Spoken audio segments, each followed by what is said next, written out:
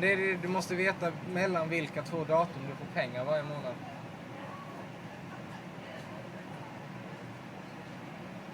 För det är liksom alltid 30 dagar. Nej. Jävlar. Då är det 29 mars. 16. Så jag har den 16.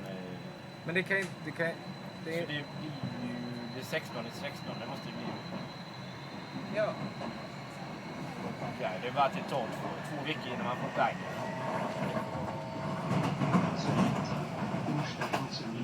Hänger du med mig eller? Jag hänger med, okej. Dina datum är från den 16 till den 16. Från 1/16 till nästa 16 nästa månad. Då kan du antingen lämna in lappen. Du kan lämna in lappen efter den 16 varje månad då. Ja, det borde ju... Nej, det är 16 redan månad. Ja. Okej, det tror jag vi fattar.